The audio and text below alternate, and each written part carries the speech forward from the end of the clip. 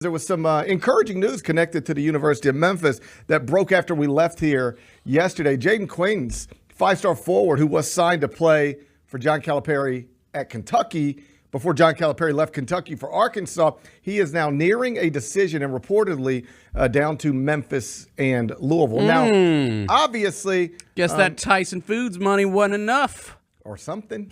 Reportedly done with Arkansas, not going there. Obviously, with a recruitment of this magnitude involving someone this talented, anything could change at any moment. Yeah. But the latest information is that it is probably going to be Louisville or the University of Memphis. Bennett, can I interest you in a five-star forward? He's only 16 years old. You know what that means? What's that mean? It means that he will not be eligible for the draft until 2026. Oh. So a player of this caliber is typically thought of as a one-and-done situation, but this young man is so young for his grade that he will not be eligible for the NBA draft until 2026, and that means that he's going to have to do 2 years of something before he goes to the NBA.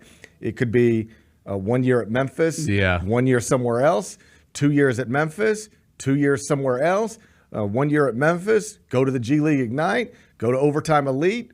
Options are plentiful, but this is a young person who is 2 years away from the NBA draft at least, and that means that in theory, if you get him, you'll have him for 1 year and have at least an opportunity to have him for two. That'd be nice, wouldn't it? That would be nice. I won't get my hopes up about 2 years just because college basketball is extremely weird now, and I wouldn't get my hopes up about that. Right. But I'll take 1 year. That sounds awesome. It does sound awesome. He is a 6'9" forward who played high school at Word of God Academy in Raleigh.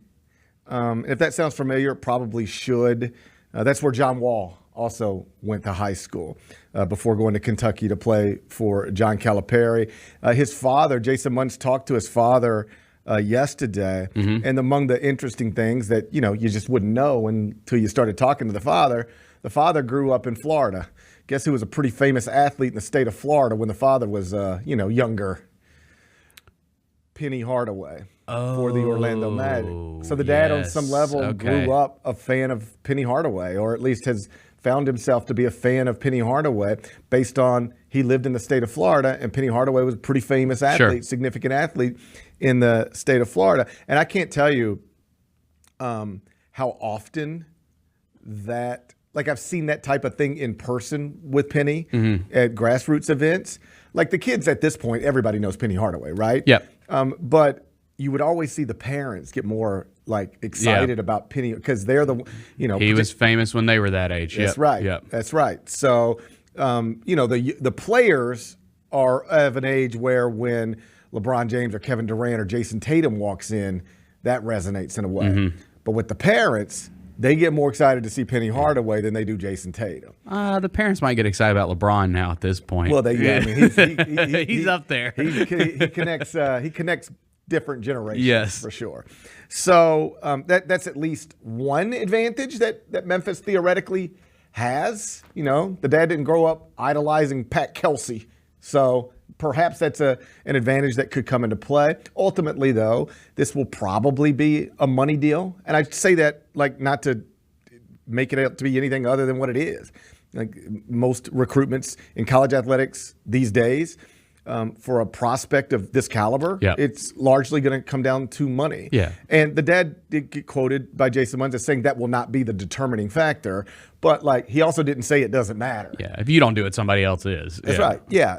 So whatever that number, and there's like wild numbers out there, and coaches will tell you often the numbers are exaggerated. That I had one prominent coach tell me a year ago. Now things have changed over the past year.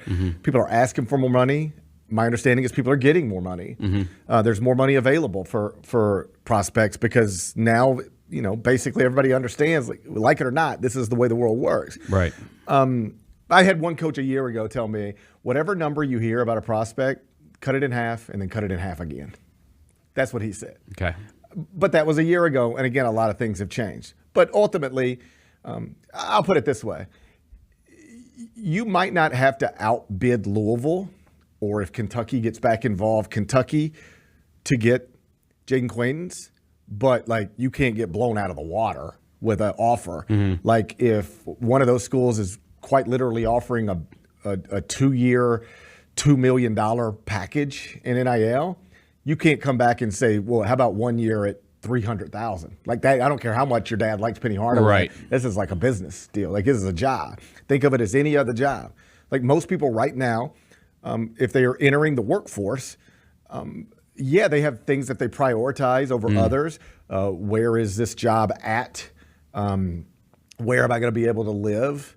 Who am I working with? Who am I working for? All of those things matter. You know what is largely the most important thing for people entering the workforce? Who's going to pay me the most money? Yep. That is usually what it comes down to. Not always, but typically. And so you just have to think about basketball, football, baseball players, any college athletes. Think about them that way now. Don't think about them in any sort of traditional sense.